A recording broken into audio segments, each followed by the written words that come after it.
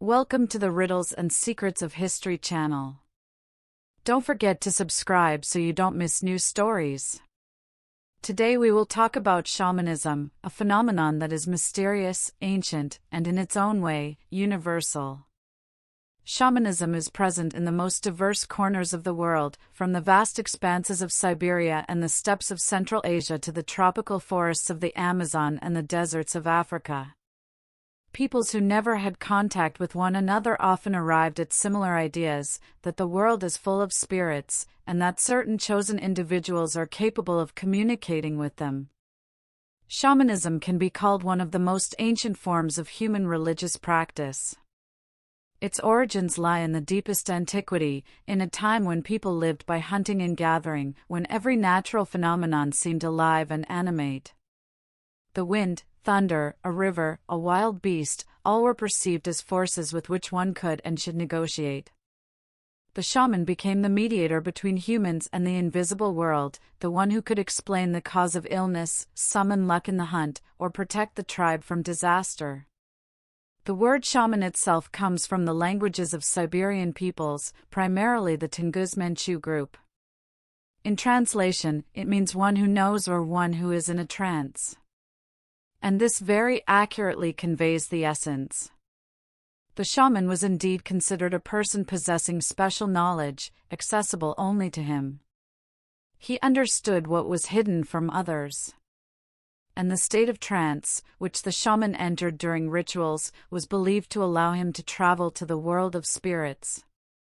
Interestingly, the phenomenon itself is found among many peoples who never had direct contact with each other: the Eskimos in the far north, the Indians in America, the Aborigines of Australia, the tribes of Africa. Everywhere we see similar images and practices. This suggests that shamanism is connected to the most basic human needs: the desire to understand the world, to find protection, and to find meaning in what is happening. If one tries to imagine the world through the eyes of an ancient person, it becomes clearer why shamanism occupied such a special place in early culture. The world around was full of dangers and mysteries that were impossible to explain. Why did the seasons change? Why does the hunt yield a rich bounty one year, while the next it seems as if the animals have vanished from the forest? Why does an illness suddenly strike several people at once? There were no answers to these questions, and so people turned to imagination, to myth, and to the belief that behind all phenomena stood an invisible world of spirits. Archaeological finds confirm that even tens of thousands of years ago, people were trying to establish a connection with this invisible world. The earliest evidence is considered to be rock carvings in caves, many of which were created more than 20,000 years ago. In them, we see strange scenes: a person with the head of a deer or a bison, figures that are half human, half animal. These images are clearly not accidental. Scientists suggest they depicted shamans in special masks or in a state of trance, when, according to ancient beliefs, a person transformed into an animal to speak with the spirits and ask for their help. Interestingly, such images are found not only in Europe. In the caves of Siberia and on the rock drawings in Mongolia, one can also see figures of humans combined with animals.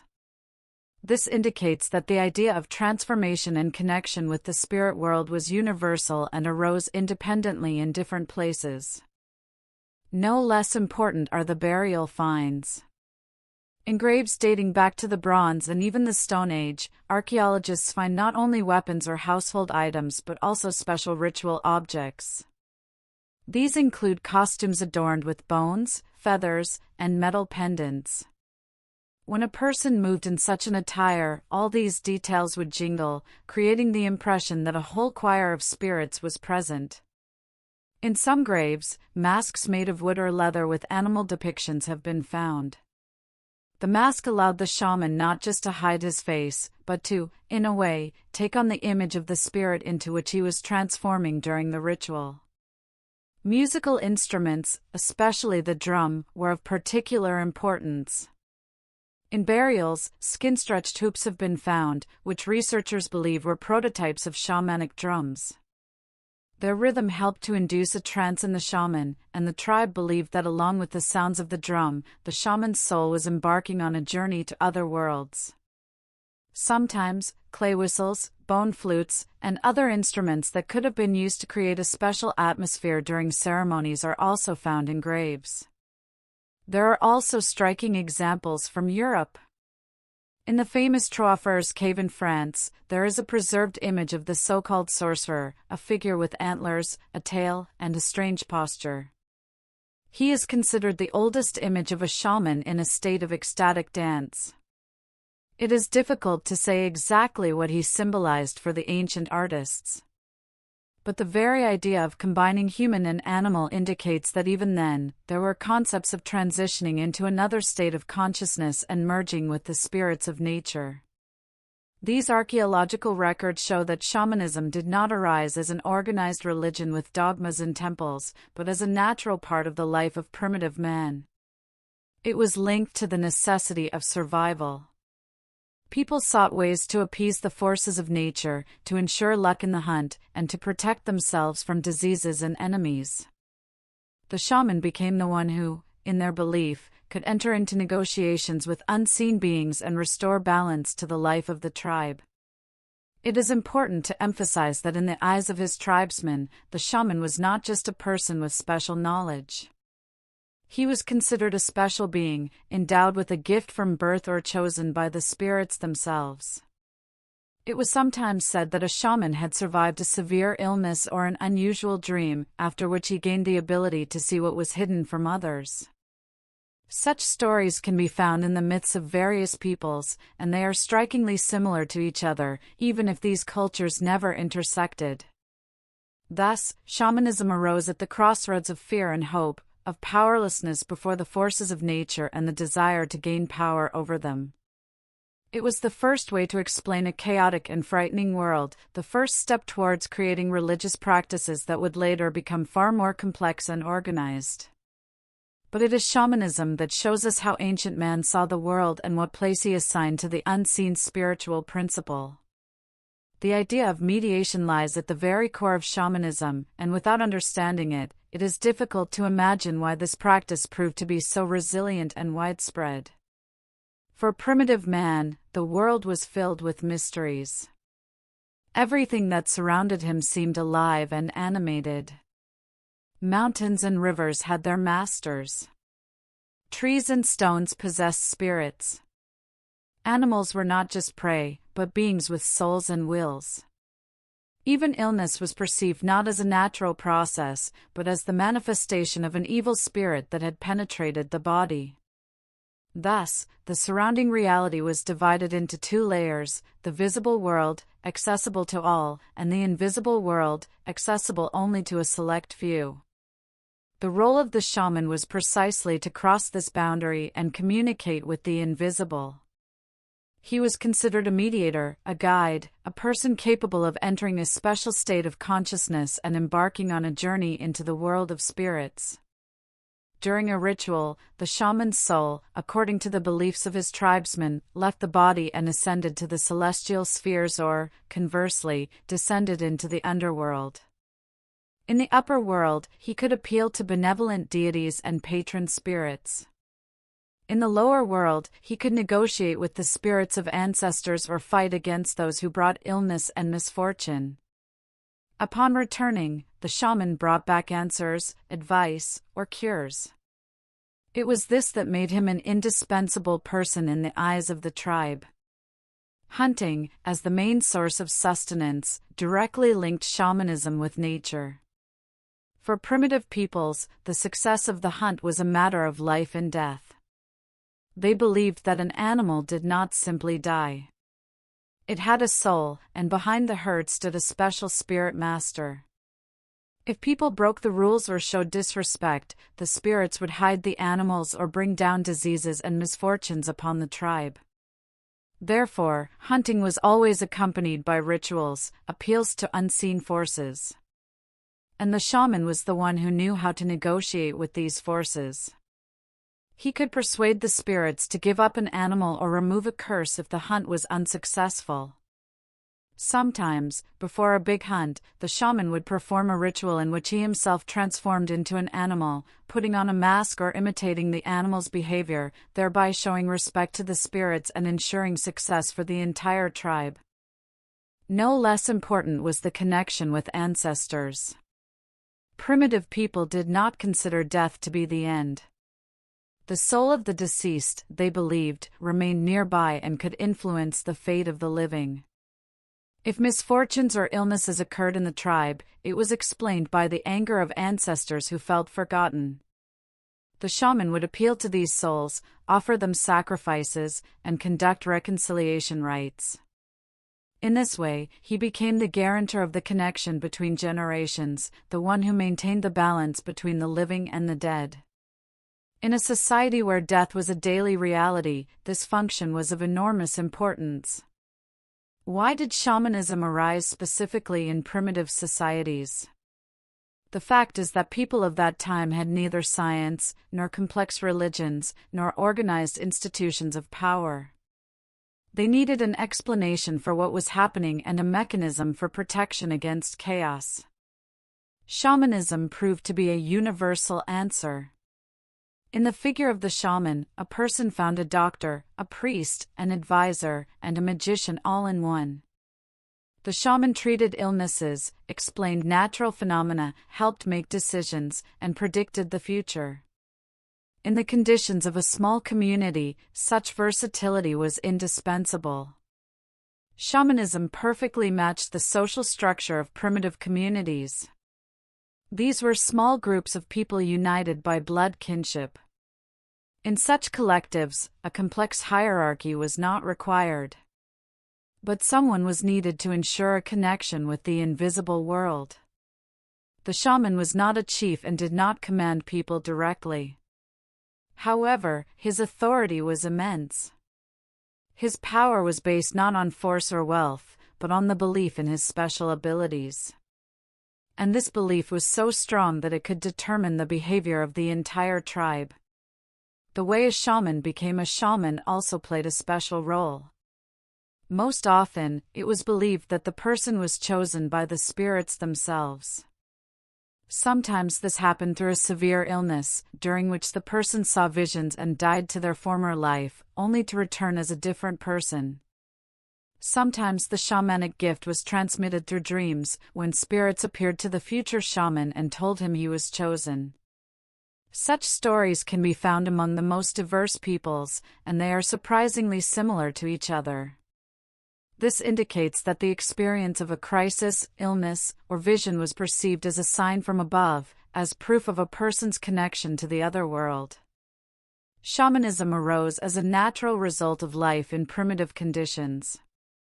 It gave people the confidence that they were not alone in the face of nature and fate, that there was a mediator capable of establishing a balance between people, animals, spirits, and ancestors.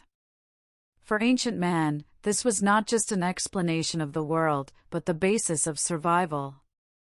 Beliefs about spirits and the other world were the foundation without which the practice of shamanism could not exist. Primitive man did not divide reality into material and non-material in our modern sense. For him, any phenomenon had a soul or a force. A stone on the path, a tree at the edge of the forest, the river they paddled down in a boat, the animal taken in a hunt, all possessed an invisible but real essence. These entities could be benevolent and help people, or they could be hostile and bring misfortune. In shamanic traditions, the world was envisioned as a vast, multi-layered structure. The upper world belonged to bright spirits and celestial deities. There resided the forces responsible for fertility, the sun, warmth, for life, and the continuation of the clan. The lower world was much more dangerous. It was inhabited by the spirits of disease, the souls of the dead, and forces associated with destruction and death. Between them was the world of humans and animals, the reality that could be touched and seen. These three levels were connected by an invisible axis, a kind of world tree or a road along which the shaman could travel during a trance. He would descend or ascend along this path to reach the spirits and negotiate with them. In the beliefs of different peoples, spirits were divided into several categories. Some were considered helper spirits. Most often, they took the form of animals: an eagle, a bear, a wolf, a deer. These beings accompanied the shaman on his journeys, helped him find his way, and protected him from attacks by hostile forces. Some shamans had several helper spirits, each performing its own task. There were also the master spirits of nature, of a river, a mountain, a forest. It was believed that without their consent, it was impossible to fish, hunt, or build a dwelling. Finally, there were evil spirits. They brought diseases, caused plagues among livestock, and deprived people of luck. The shaman had to fight them, exorcise them, or conclude a temporary truce. The shaman's role in the tribe was determined precisely by his ability to interact with this complex and dangerous world. First and foremost, he was a healer. Illness was understood as the intrusion of an evil spirit or as soul loss. If a person suddenly became weak or lost consciousness, it was said that his soul had left his body. The shaman's task was to find this soul in the other world and bring it back. To do this, he would enter a trance, beat his drum, sing incantations, and the entire community would participate in the process. People believed that while the shaman was traveling, he was fighting the forces that held the sick person's soul. Sometimes, the shaman would demonstrate that he was removing the illness from the body. He might suck it out through his mouth and spit it out, pretending to have expelled an invisible entity. These actions had a huge power of suggestion and really did help, at least by strengthening people's faith in recovery. The shaman was also a diviner. People turned to him when they needed to know the future or understand what decision to make. The shaman could predict the best place to go hunting, whether it was worth embarking on a long journey, or whether snow or rain would soon come.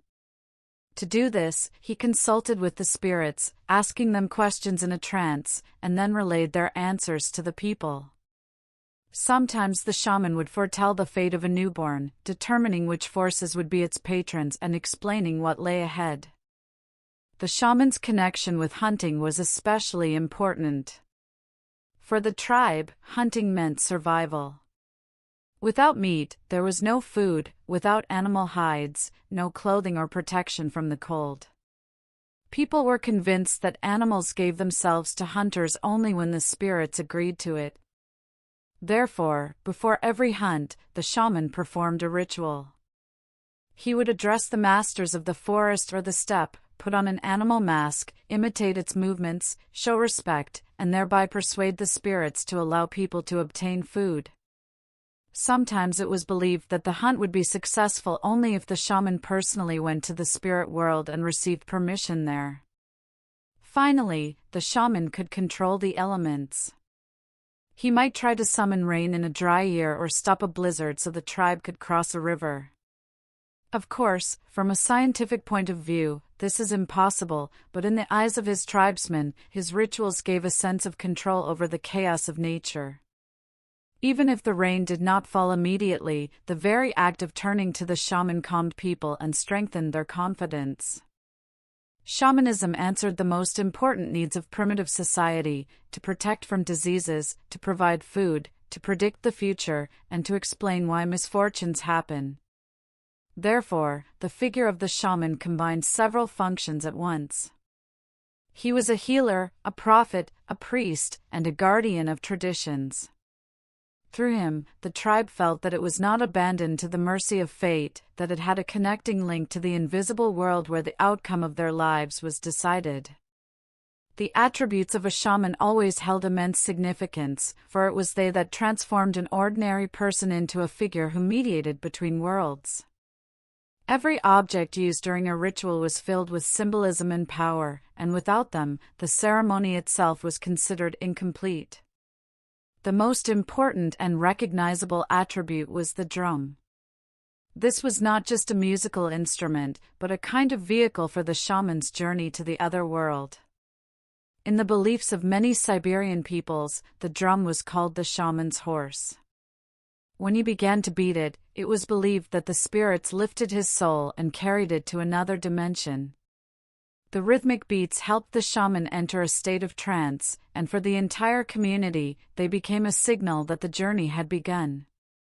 The surface of the drum was often painted with symbols, depicting the sun, stars, animals, the world tree, and lines indicating the paths to the upper and lower worlds. Thus, the drum became a map of the universe that the shaman explored on his journey. No less important was the shaman's costume. It was made from leather, fabric, or fur, with a multitude of details: bones, feathers, metal pendants. All these elements made sounds during movement, and it was believed that these were the jingling spirits accompanying the shaman. The costume could have images of spirit beings or animal patrons sewn onto it. In some traditions, bird wings were attached to it so the shaman could fly to the upper world, or the claws and teeth of beasts so he would become stronger during battles with spirits. By putting on such a costume, the shaman did not just change clothes, he, in a way, transformed into another being, gaining new qualities and powers. The mask also had special significance. It helped the shaman to hide his face and become not himself, but the spirit or animal into which he was embodying. Masks were made of wood, leather, or metal, decorated with horns and feathers, and painted with bright colors. In some cultures, it was believed that a spirit would not want to talk to a person if he did not wear a mask, which allowed him to show respect and resemble his interlocutor from the other world. The mask could express the face of an ancestor, or the image of a bird, wolf, or bear. In addition to the main items, the shaman had many small ritual objects. These could be amulets and figurines that protected him from evil spirits, bells and rattles that amplified the sound of the ritual, or vessels for sacrificial offerings. Each item had its own history and power and was often passed down from generation to generation, becoming a sacred relic of the clan. To make contact with the spirits, a costume and a drum were not enough. The shaman had to enter a special state, a trance. This state was achieved in various ways. The most common were dance and music. The shaman would begin to beat the drum, his movements becoming faster and more rhythmic.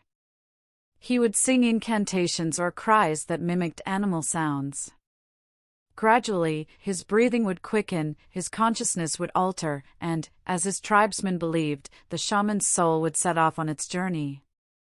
The trance could also be accompanied by physical trials. A shaman might dance for hours to the point of complete exhaustion, until his body began to tremble and lose sensitivity.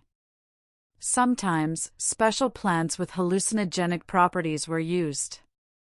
In Siberia, shamans used fly-agaric mushrooms. In the Americas, the peyote cactus or the ayahuasca brew, prepared from a vine.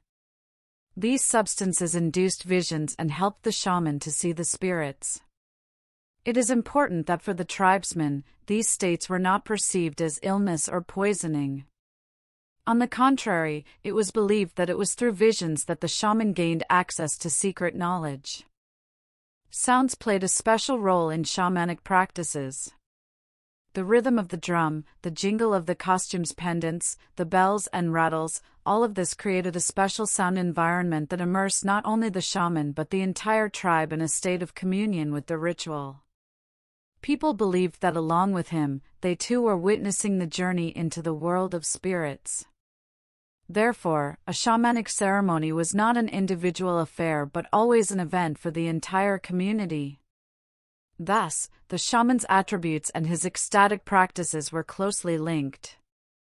The costume, mask, and drum did not merely adorn him and were not just props. They transformed the ritual into a genuine mystical act where the shaman changed his appearance, his consciousness, and even the world in which he was located.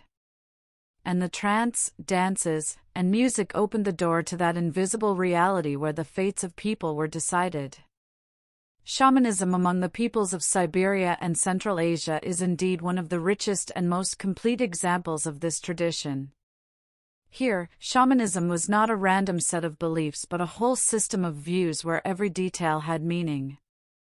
That is why the ethnographers of the 19th and 20th centuries, who were the first to seriously study this phenomenon, focused mainly on Siberian shamans. A shaman's destiny began in childhood. Among the Yakuts, Evenks, and Buryats, it was believed that the shamanic gift could not be chosen or acquired on one's own. A person was chosen by the spirits, and the sign of this choice manifested in special traits. These could be strange dreams in which a child saw animals or celestial beings talking to him. Sometimes, a future shaman would experience a severe illness in childhood, after which he would begin to hear voices or see visions. The tribe did not perceive this as a mental disorder. On the contrary, they saw it as confirmation of a special gift. It was believed that the spirits were testing the person, destroying his old self and giving him a new soul. When the chosen one became an adult, he was taught by older shamans. The training was long and difficult. He had to learn songs and incantations, memorize numerous spirits and their names, master the technique of playing the drum and the dance movements that induced a trance. But the main stage was receiving his own drum. Without it, a shaman could not perform ceremonies and was considered incomplete. The drum, or tur, was more than an instrument. It was made of wood and leather, and the process of its creation was accompanied by a ritual. The wood for the rim was chosen specially, often with distinctive marks. For example, if lightning had struck a tree, it was considered filled with power. The skin for the drum was taken from a sacrificed animal, most often a horse or a deer. In this way, the animal became the shaman's companion, transforming into his horse for journeys through the worlds. Drawings were applied to the surface of the drum, creating a map of the universe. It depicted the world tree connecting the upper, middle, and lower worlds, the sun and moon, constellations, and helper spirits in the form of animals or birds. Each drawing had a meaning, and during the ritual, the shaman literally moved across this map. When the shaman began the ceremony, he would sit by the fire or in the center of the yurt and strike the drum, gradually setting a rhythm. At first, the sound was slow and muffled, as if it were just paving the way. Then the beats quickened, becoming louder and more distinct. The people around began to feel the everyday world changing, time slowing down, and the moment of transition arriving. At this instant, it was believed that the shaman's soul was leaving his body and riding his invisible horse along the paths of the world tree. Among the Yakuts, there was a common belief that a shaman, on his journey, had to pass through several trials. He might encounter the guardian of the lower world or a spirit guarding the soul of a sick person. The shaman had to negotiate or even fight with it to bring back the stolen soul. If he returned, he would begin ritualistic movements, drawing the illness out of the patient's body, showing as if he were pulling it out with his hands or spitting out an invisible substance. The Buryats had a concept of upper and lower shamans. The upper ones appealed to the bright gods and celestial spirits. They asked for luck in hunting, the birth of children, and protection from disasters. The lower shamans contacted the world of ancestors and underground spirits. They dealt with illness and death. Thus, different shamans had different specializations, and each knew his own path. Among the Evenks, the drum was also considered the main attribute. Their myth said that during a ceremony, the shaman turned into a bird and flew to the sky, and his drum served as his wings. Sometimes the ritual was accompanied by the shaman falling to the ground, convulsing, or losing consciousness. For his tribesmen, this was confirmation that his soul had left his body and was in another world. The Caucasus people believed that the shaman's costume gave him power. His clothing was decorated with iron plates depicting spirits.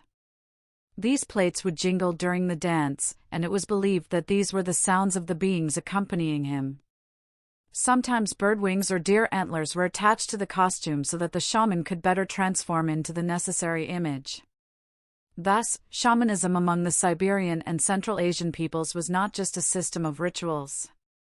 It was a whole universe with its own laws, where the shaman occupied a special place.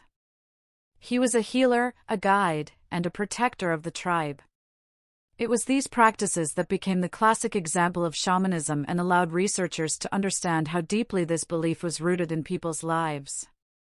Among the Siberian peoples, the worldview was always built on a clear concept of 3 levels of the universe, and the shaman was the one who could cross their boundaries. The upper world was perceived as a realm of light, divine order, and peace.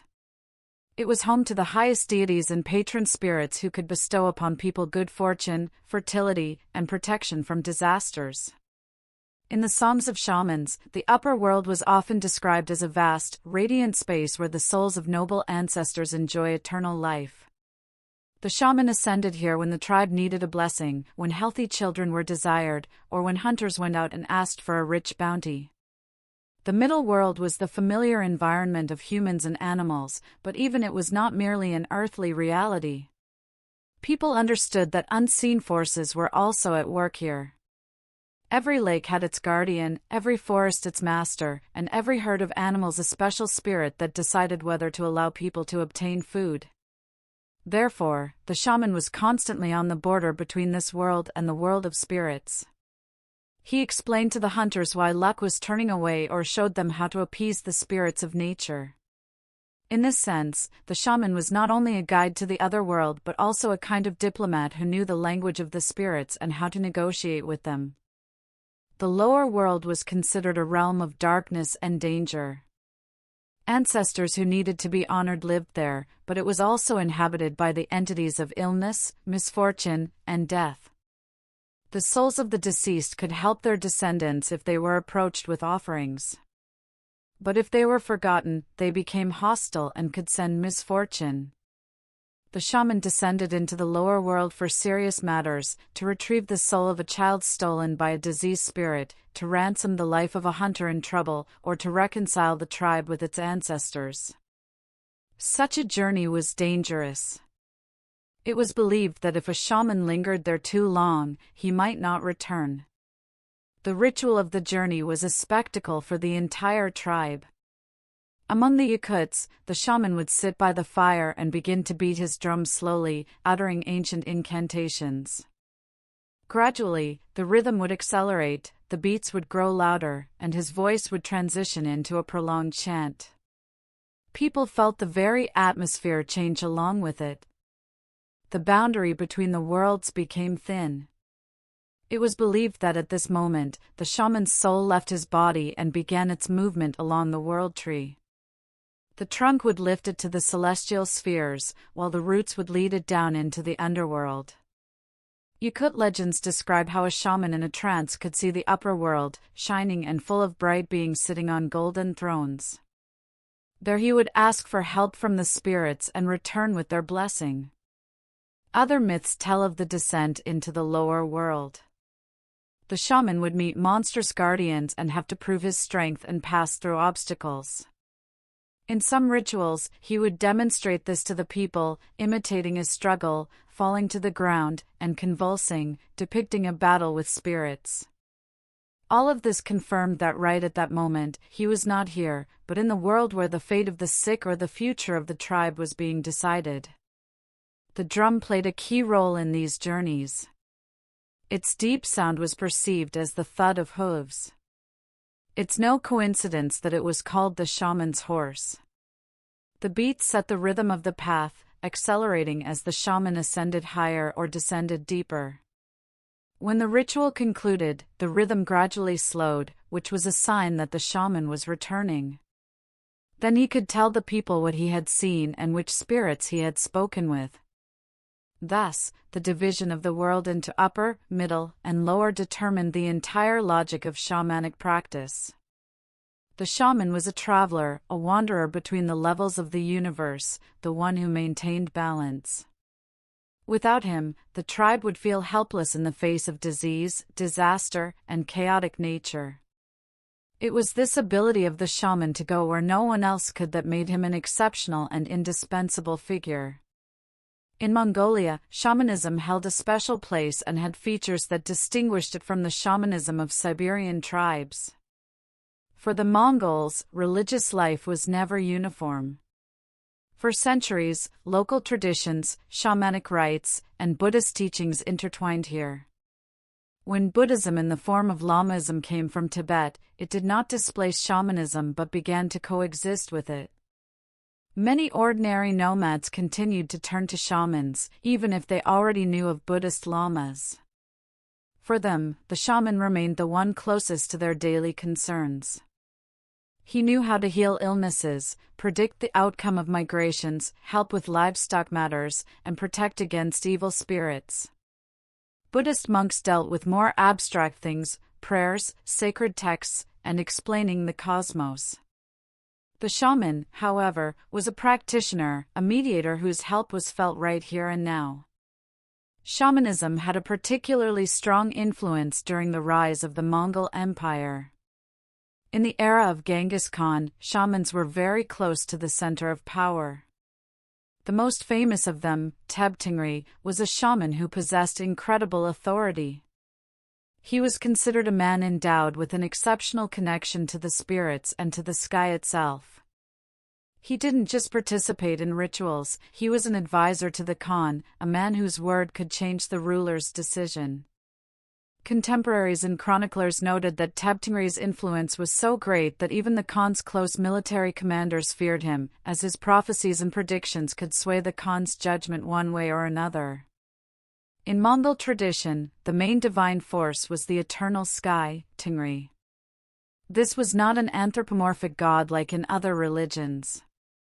Tingri personified the celestial height itself, the boundless power that governed the destinies of people, migrations, states, and empires. The will of Tingri determined who would receive power, how a battle would unfold, and whether prosperity would come to the land. The Mongols believed that a Khan ruled only because the sky willed it. And if the sky turned away, his power would lose its force. The shaman, in this context, became the mediator between people and Tingri. And that is precisely why his word could be even more weighty than that of advisors and military leaders.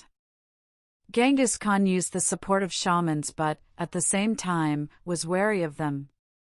He understood that shamanic power had a different nature. It relied not on armies and weapons, but on people's belief in supernatural forces. Therefore, although Tabtingri was close to the Khan, at some point their relationship became strained. According to legend, Genghis Khan felt that the shaman was trying to overstep his authority and ordered his elimination. This episode clearly shows the duality of rulers' attitudes towards shamans. They were respected and feared, but their independence could not always be tolerated. Despite this, shamanism did not disappear among the Mongols. Even after Buddhism became the official religion, shamans continued to exist and operate in nomadic communities. People turned to them for help with illnesses, during difficult migrations, and in times of natural disasters. The belief that a shaman could speak directly with spirits and the eternal sky lived on for a very long time and, in many regions of Mongolia, persists to this day. Thus, shamanism in Mongolia acquired a special character. It was not just a cult of nature spirits or ancestors, as with other peoples, but a system closely tied to the concept of heavenly patronage and power. The Mongols saw in the shaman not only a healer and a guide but also a figure whose power could support or destroy the state itself. This is the uniqueness of Mongolian shamanism. It was not only a religious phenomenon but also a part of the political history that influenced the destiny of an entire nation. Among the Indians of North America, shamans played a key role in the spiritual and daily life of the tribe. They were called by various names: medicine man, healer, sometimes medium, or simply an elder possessing special knowledge. The term medicine in Native American cultures was not limited to healing. It signified a sacred power, an invisible energy that permeates the world. To possess medicine meant to have knowledge of how the cosmos is arranged and the ability to appeal to the spirits. A shaman was not a priest in the usual sense. The Indians had no temples or complex religious institutions. His power came from a personal gift that manifested through visions, dreams, or ecstatic states. It was believed that one could become a shaman only by the will of the spirits. A person chosen by the powers would undergo special trials, a severe illness, strange visions, sometimes voluntary seclusion in the forest. After this, he would return to the tribe changed, able to hear the voices of spirits and see what was hidden from others. One of the most important practices among the Indians was the connection with an animal spirit or totem.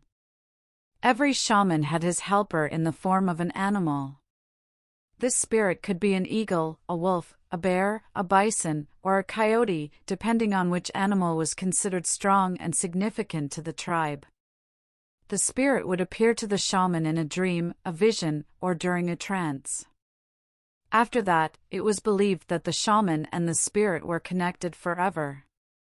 The fusion was so complete that during a ritual, the shaman would literally become that animal. If his spirit was an eagle, he could see from a great height. If it was a bear, he gained strength and resilience. If a wolf, he could sense the presence of enemies or prey. Such a practice was of great importance to the life of the community.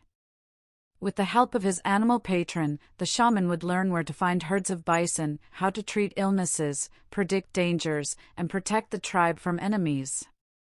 Sometimes a shaman could have several spirit helpers, each responsible for its own sphere. One helped in hunting, another in healing, a third in battle. Rituals of connecting with the spirits were often accompanied by dances and songs. The peoples of the plains had a ceremony known as the sun dance.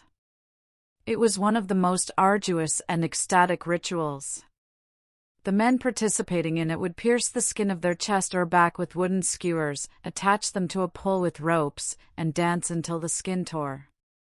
It was believed that through this pain, they were making a sacrifice to the spirits, and the shaman leading the ceremony was establishing a connection with the sun and the sky. This was not a punishment but the highest form of dedication and ordeal that a person underwent for the sake of his people. In addition to collective ceremonies, there were also personal practices. Young warriors would sometimes go into seclusion for several days without food or water, awaiting a vision. At this time, they hoped to meet their animal spirit, which would become their patron for life. The shaman would accompany such rituals, explaining the signs and helping to correctly interpret the vision. The shaman was also the tribe's main healer. He treated not only with herbs and infusions, although he had vast knowledge of these as well. He knew how to suck out an illness, pull it out with his hands, and remove the invisible arrows that evil spirits were said to have shot into the body. To do this, he would enter a trance, breathe loudly, shout, or sing, demonstrating how he was extracting the sickness from the patient. Sometimes he would spit on the ground, showing that he had cast out the evil spirit. All of this had a powerful psychotherapeutic effect and strengthened the patient's faith in recovery. Importantly, among the Indians, shamanism was always closely connected with nature. They saw the world as a living whole where everything has a soul: the river, the stone, the tree, the bison, the eagle. The shaman knew how to talk to these souls and negotiate with them. Therefore, he was not only a doctor and a diviner but also the guardian of harmony between people and the surrounding environment. Violating this harmony could provoke the anger of the spirits, and then only the shaman could restore balance. Thus, shamanism among the Indians of North America was much broader than just a religious practice. It was a way of life, a way to explain the world and cope with its challenges. The shaman was the connecting link between people and nature, a person endowed with knowledge, power, and responsibility for the fate of the entire community. The sun dance of the Plains Indians indeed became one of the most striking and, at the same time, most arduous shamanic rituals. It existed among the Lakota, Dakota, Cheyenne, and some other peoples who inhabited the vast expanse of the Great Plains. For them, the sun was a symbol of life, the source of warmth, light, and power, without which neither crops, nor hunting, nor life itself was possible. The sun dance was held in the middle of summer, during the peak of nature's bloom, and lasted for several consecutive days. An entire ritual cycle was built around this ceremony. Participants prepared long in advance. They fasted, purified themselves in sweat lodges, and abstained from food and sleep so that their body and spirit would be ready to meet the higher power. The shaman or elders would choose a sacred tree, most often a cottonwood, which became the center of the ceremony. It was erected in the center of a sacred circle, and the main action unfolded around it. The tree was perceived as the axis of the world, connecting the sky, the earth, and the underworld. The ritual itself began with dancing to drums and the singing of prayers. Men who wished to make the ultimate sacrifice would approach the shaman, who would pierce their skin on the chest or back with wooden skewers attached to ropes. These ropes were tied to the sacred tree or a pole. Then the dance would begin. People moved around the tree, pulling back, their bodies tensing, the skin tearing. The pain was monstrous, but it was precisely this that symbolized the giving of one's life force to the spirits. The longer a man endured, the more honor and respect he received from the tribe. And, as the Indians believed, the greater the favor the spirits would bestow upon the entire people. At this moment, the shaman played the role of leader and guide. He sang sacred songs, set the rhythm with the drums, raised his hands to the sun, and uttered prayers. He also helped the participants endure the ordeal, appealing to the spirits to accept this sacrifice and grant strength. For the entire tribe, this was not just a spectacle, it was an act of sacred participation, where everyone felt that through the suffering of the chosen few, the entire people's connection with the sky was strengthened. Moving to Central America, we see a completely different character of shamanic practices.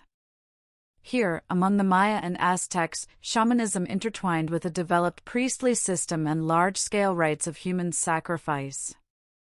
If for the Plains Indians the main thing was a personal ordeal, for the Maya and Aztecs, the ceremonies became a matter of state importance. For the Maya, the priest-shaman was a conduit between people and the multitude of gods who governed the cosmos, time, and destiny. His main task was to maintain order in the universe, as any disruption threatened catastrophe. Therefore, sacrificial rites were considered necessary. Blood and life were the food of the gods, and without them, they might turn away from people. Most often, sacrifices were made during major festivals related to calendar cycles. Among the Aztecs, the cult of sacrifice reached a staggering scale.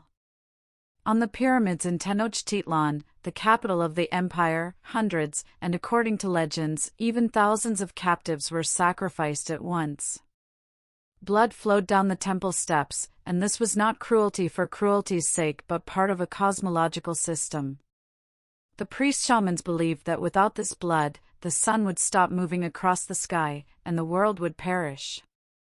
Thus, sacrifice became a necessity for the continuation of life itself. But besides sacrifices, an important part of shamanic practices in Central America was the use of plants that induced altered states of consciousness.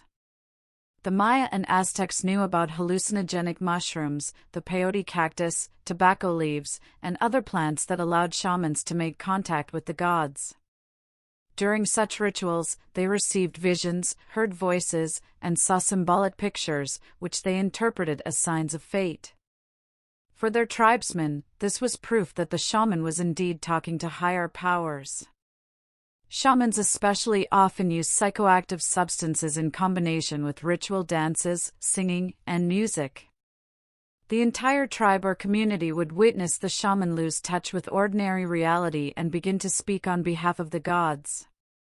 His words were perceived as commands from the heavens, and his visions could determine the fate of the entire nation. Thus, in the Americas, we see two different manifestations of shamanism. Among the Plains Indians, it was the ecstatic, agonizing, but very personal ritual of the sun dance, in which a person proved their devotion to the spirits through suffering and ensured the well-being of the tribe. Among the Maya and Aztecs, shamanism was closely intertwined with state religion, where priest-shamans maintained cosmic order through sacrifices and visions.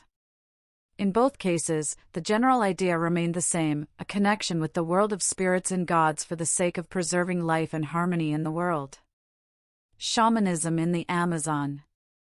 In the Amazon, shamanism constitutes an entire universe where medicine, religion, and art merge into one. Shamans here were primarily healers, and their knowledge was perceived as a gift that connected man with the world of the forest and its spirits. They knew tens and hundreds of plants, using them to treat wounds, relieve pain, and heal snake and insect bites. But their work was never limited to physical effects. For them, illness was not only a bodily problem but, above all, a spiritual one, a disruption of the harmony between a person and the forces of nature. Therefore, healing required intervention not only through herbs but also through contact with spirits. Ayahuasca has become the symbol of Amazonian shamanism, but it is not the only substance used by shamans. Ayahuasca is a brew prepared from the Banisteriopsis caapi vine and the leaves of the Psychotria viridis shrub. In combination, they produce a powerful psychotropic effect, causing vivid and prolonged visions. For shamans, this was not just a drink but a sacred key to another world. They said that ayahuasca opens the eyes of the soul, allowing one to see the spirits of the forest, animals, ancestors, and even the very structure of the universe. In these visions, a shaman could meet the spirit of an illness, learn its name, form, and demands. Sometimes he would see that the illness was brought by an evil person, a sorcerer, and other times, that it was a punishment from the forest, angered by improper behavior. Ayahuasca rituals almost always took place at night. In the darkness of the forest, when the sounds of nature became particularly distinct, the shaman would sit in the center, sometimes by a small fire, and begin to sing. These songs were called icaros. They were the main part of the ceremony because it was through song that the shaman made contact with the spirits. Icaros could be different: some summoned plant spirits, others animal spirits, and still others the spirits of ancestors. It was believed that each melody was a special language that only the spirits could hear and understand. People participating in the ritual would immerse themselves in this flow of sound and, even without ayahuasca, feel the space around them changing. During the ceremony, the shaman would often approach the sick person and begin to suck out the illness. He would take deep breaths, as if drawing something out of the patient's body, and then sharply spit or spew it aside. Sometimes he would mimic pulling an invisible substance out with his hands and throwing it into the fire or water. For everyone present, this was proof that the illness had left the body. The patient himself saw this not only as a physical act but also as a symbolic one: the evil spirit had truly left him and was now destroyed. Amazonian shamans played another important role: they identified the culprit of the illness. If a person suddenly fell ill, it was not considered a coincidence.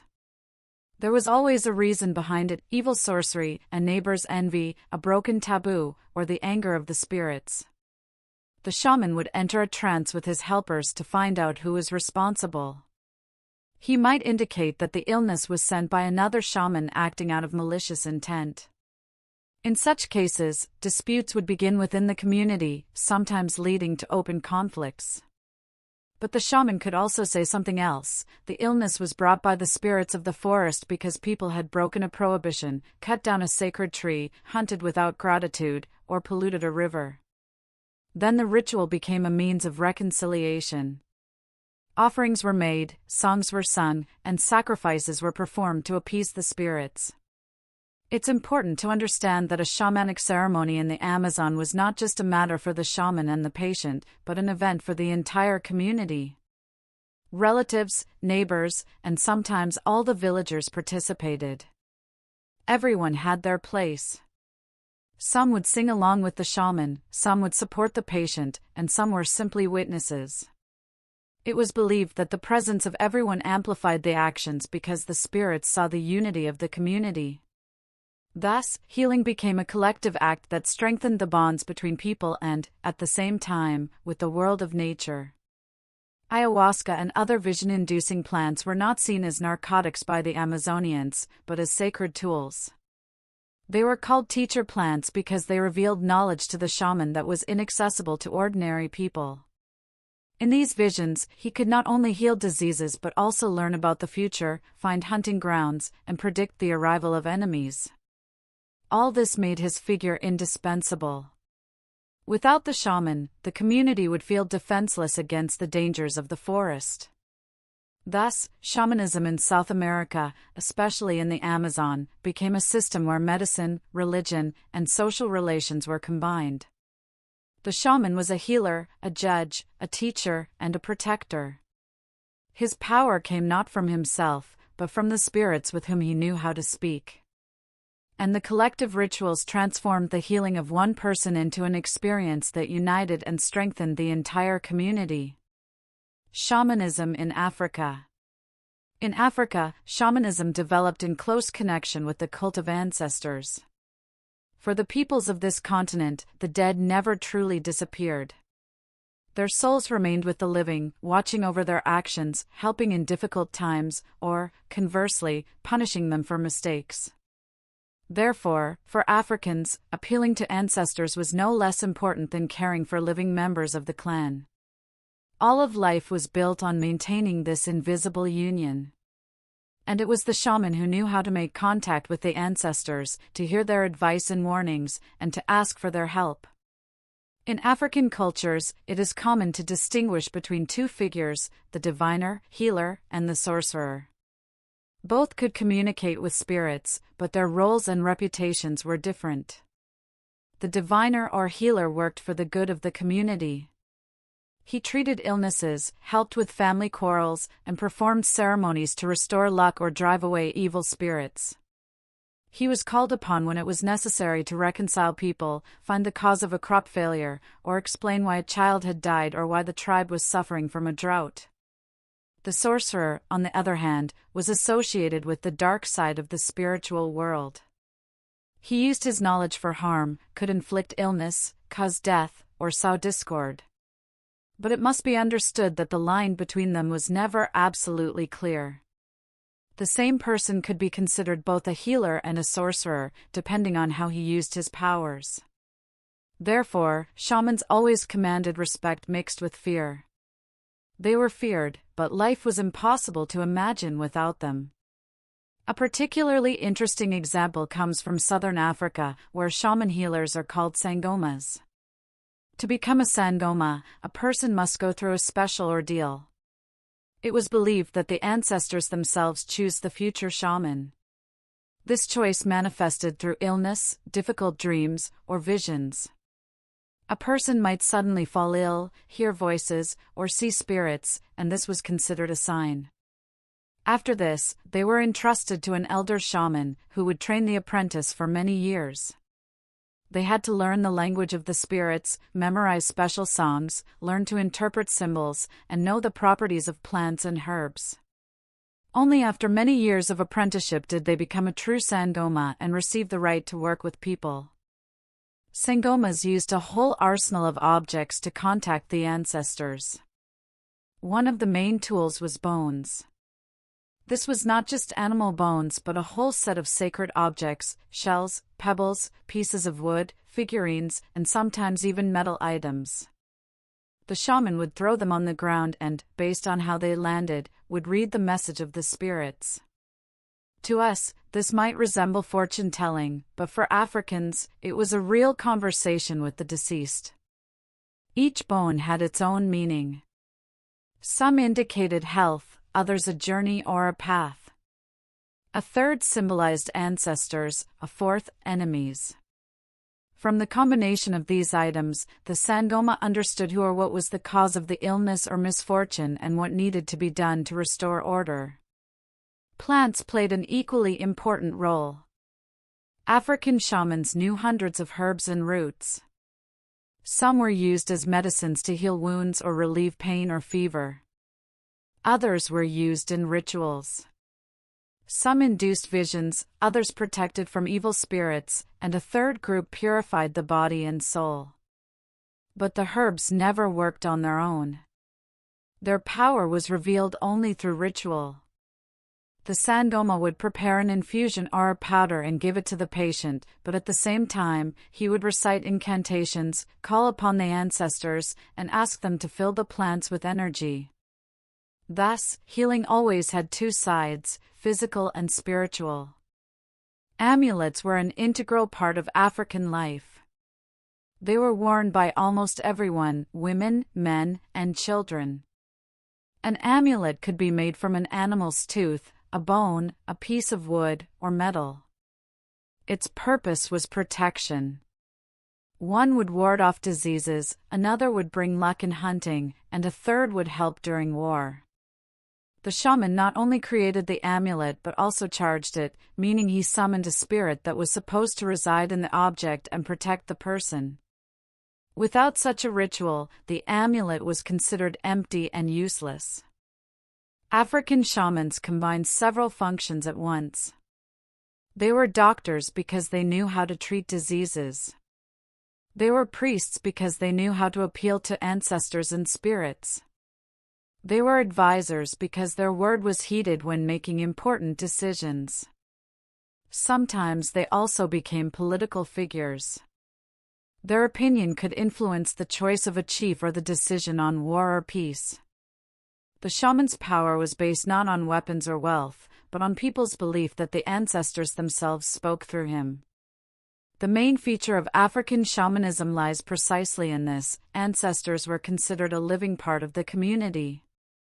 If they were honored, they helped; if they were forgotten, they punished. Therefore, the shaman was the guardian of memory. He organized ceremonies, made offerings, and performed songs to show respect for the deceased. Through him, the clan maintained a connection with those who had passed on and felt that the invisible world was always near. Shamanism in Australia and Oceania.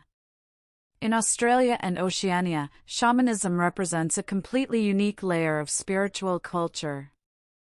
It is here that it becomes especially clear that shamanism is not just about healing or prediction, but a whole philosophy of existence, a way of explaining the world and keeping it in balance.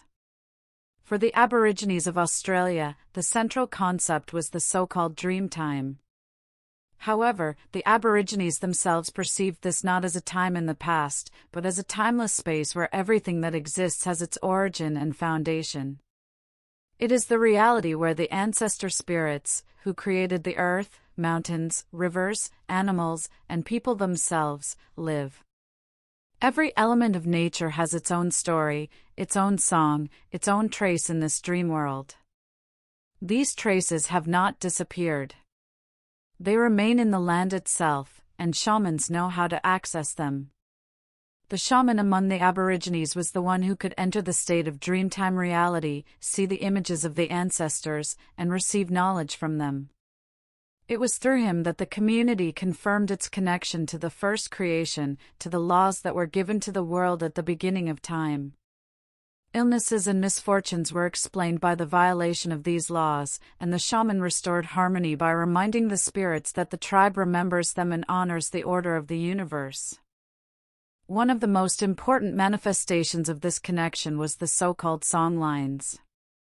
It was believed that when the ancestors created the earth, they walked across it, leaving invisible roads behind them.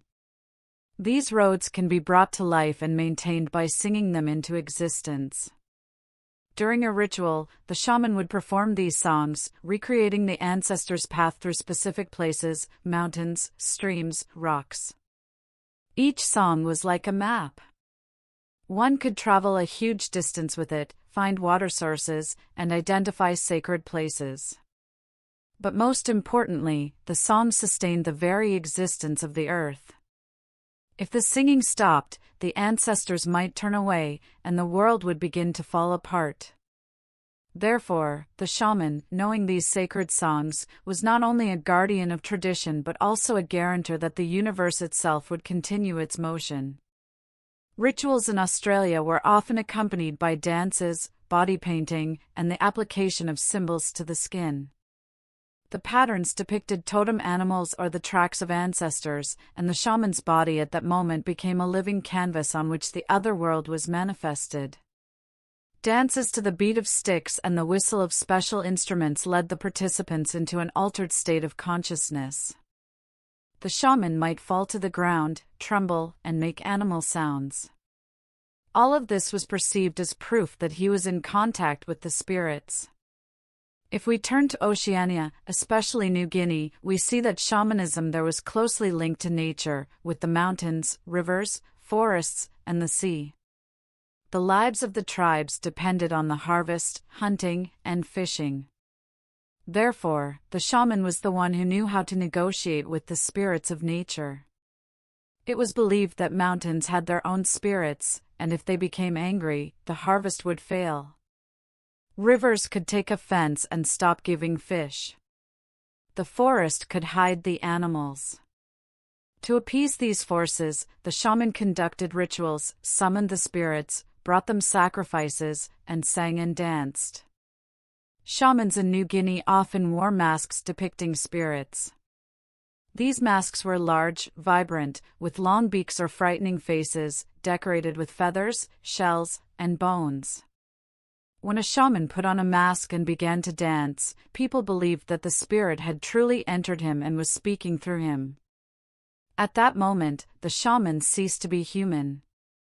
He became the embodiment of the force that had come to help the tribe.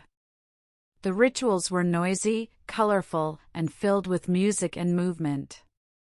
Drums, conch shells, and flutes created a special atmosphere, and the singing and dancing led not only the shaman but all participants into a state of collective trance. The tribe saw the spirits speaking through the shaman and believed that it was thanks to this that the world maintained its fertility and protection. Thus, the shamanism of Australia and Oceania was distinguished by the fact that the connection to the very foundation of being was felt particularly clearly. Among the Aborigines, this was manifested through the dreamtime reality and the songlines that sustained the Earth's existence. In New Guinea, shamanism was aimed at harmony with the spirits of nature, on whom the life of the tribe depended. In both cases, the shaman was not just a healer or a diviner, but the keeper of cosmic balance, without whom people would feel lost in the world. In the Arctic, shamanism developed in conditions where life itself was extremely fragile. For the Eskimo and Inuit peoples, the world was divided between humans and animals, and the boundary between these worlds was thin.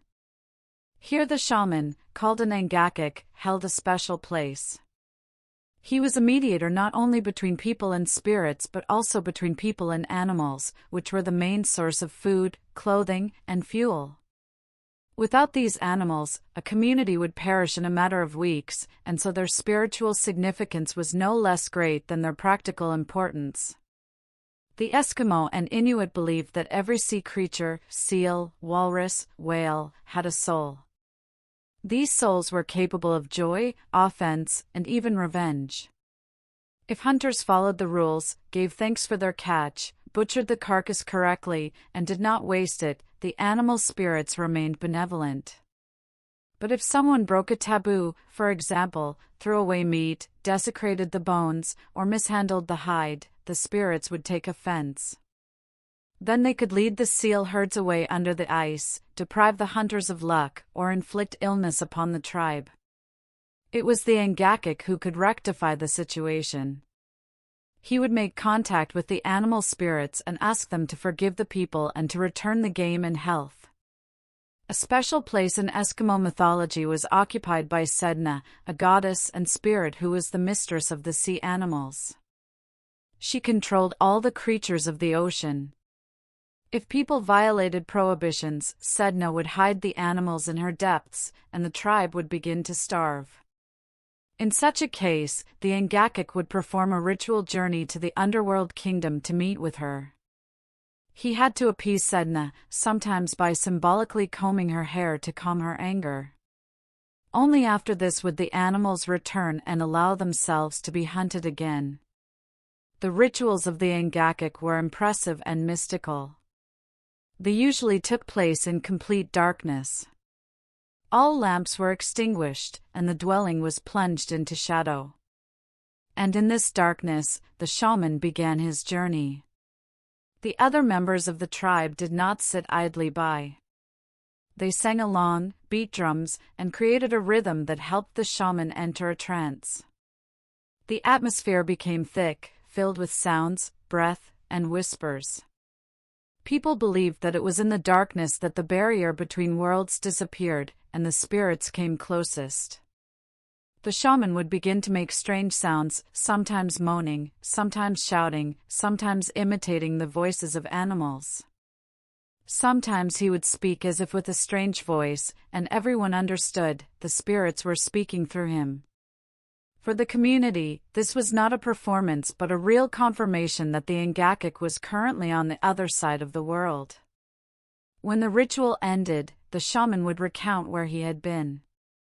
He might say that he met the spirits of the seals, that they were angry but had agreed to return if the people made offerings or corrected their mistakes. Sometimes the Ngakik would travel to the lower world for the soul of a sick person. Illness was understood as soul loss, and the shaman had to retrieve it. On his journey, he might meet helper spirits in the form of birds or sea animals who would show him the way. Upon returning, he would perform a ritual of extracting the illness, pulling it out of the body with his hands or pretending to suck the evil spirit out through his mouth and then spitting it out. All of this was accompanied by songs and the sounds of the drum.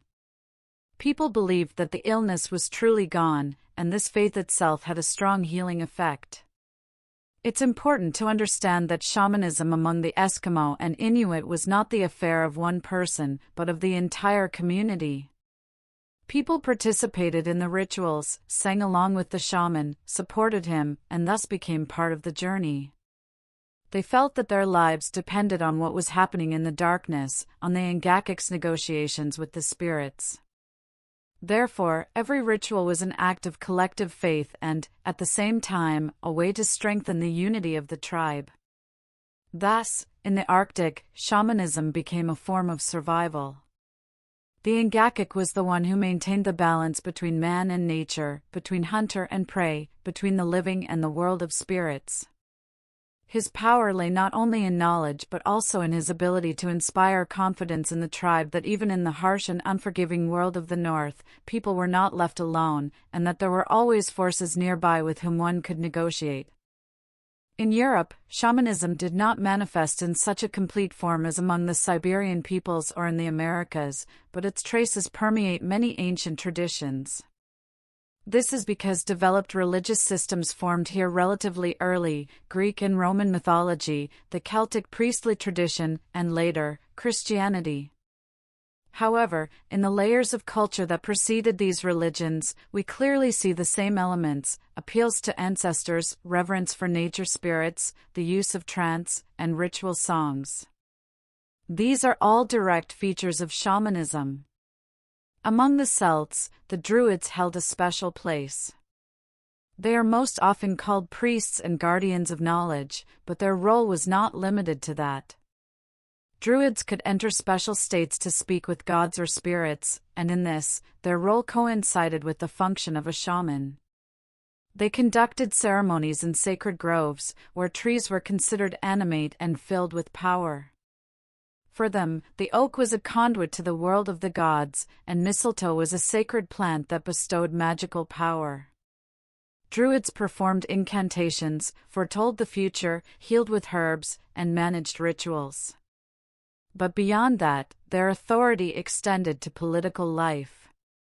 Some legends say that even chiefs and kings could not make a decision without the advice of the Druids. In this, we see a function typical of shamans. They were not only spiritual mentors but also advisors who influenced the fate of their people. Among the Slavs before the arrival of Christianity, shamanic practices were closely tied to the cult of ancestors. It was believed that the deceased continued to live nearby in their own world and could influence the lives of their descendants. Illness or crop failure could be explained by the anger of ancestors who were forgotten or offended. The folks, healers, and sorcerers served as intermediaries. They organized rites to honor the deceased, brought them offerings, and interpreted dreams and visions. Illnesses were treated not only with herbs but also with rituals. They could pull out an evil spirit or recite a charm to restore a person's health. The folks also appealed to the forces of nature, to the spirits of the forest, water, and fields. They were asked for protection, fertility, and rain. Ancient sources mention that folks could predict the future, summon storms, and change the weather. Even if these stories have a mythical quality, they show how the power of a shaman was perceived in Slavic culture. In Scandinavia, we encounter the practice of seer. This was a shamanic art, most often practiced by women called volar, singular, vulva. The vulva would sit on a high seat, draped in fabrics, with a staff in her hand, and begin to sing incantations. Other women would sing along, creating a rhythm that led her into a trance. In this state, the vulva could see the future, predict the outcome of a battle, or the fate of a king or an entire nation. The sagas tell of how chieftains would invite a vulva to find out whether they should begin a campaign or how their lives would unfold. In this, we see the same function as that of shamans in other cultures, the ability to contact the invisible world and convey its will to people. Interestingly, seer was considered a female art in Scandinavian culture. Men who practiced it were condemned because it was seen as a violation of traditional roles. But even this did not stop the chief god, Odin. The myths say that he mastered seer and used it despite the prohibitions. For the Scandinavians, this was proof that the power of seer was so great that even the chief god could not ignore it. Thus, in Europe, shamanism manifested in various forms. Among the Celts, Druids combined the functions of priests and shamans, managing rituals and predicting fates. Among the Slavs, folks maintained connections with ancestors and nature spirits, healed illnesses, and explained misfortunes. In Scandinavia, the volar, through the practice of seer, entered a trance and saw what was hidden from ordinary people. All of this shows that shamanism was an integral part of European spiritual culture. Over time, it simply intertwined with other religions and took on new forms. Shamanism and world religions is a separate and very deep topic because here we see not the disappearance of ancient practices, but their surprising interweaving with new beliefs. When more organized religions, Buddhism, Christianity, Islam, Hinduism, replaced shamanic cultures, they did not completely oust the old traditions. A person cannot simply abandon the familiar way of thinking and the rituals that have been part of their life for centuries. Therefore, shamanism began to live on within the new religious systems, changing its form but preserving its essence. If you listen closely to the rituals of world religions, you can hear echoes of shamanic practices. In shamanism, the drum and tambourine set a rhythm that led both the shaman and his tribesmen into an altered state of consciousness. In Christianity, the same role is played by the ringing of bells, rhythmic chanting, and repetitive prayers. The repetition of words, the melodic quality, and the strict alternation of phrases can lull the conscious mind, bringing it closer to a state of trance. In the Orthodox liturgy, for example, the choir's singing lasts for hours and immerses the worshippers in a special mood, just as the shaman's drum immerse the community in the ritual. In Islam, we see the same elements in the Sufi practice of dhikr. Dervishes in a circle rhythmically repeat the names of God, accompanying this with breathing and swaying. It is believed that through this, they achieve an ecstatic state and connect with the divine. This is a direct parallel to shamanic dances and songs. In Hinduism and Buddhism, a similar effect is created by mantras and the use of drums, bells, and horns in temples. Everywhere we see the same technique, rhythm and repetition as a bridge to another state of consciousness. The mystical experience, characteristic of shamanism, has also been preserved. The shaman embarks on a soul journey to meet spirits or to retrieve the lost soul of a sick person. In Christianity, monks and ascetics told of how their souls ascended to the heavens in a dream or in prayer, how they met angels or heard the voice of God.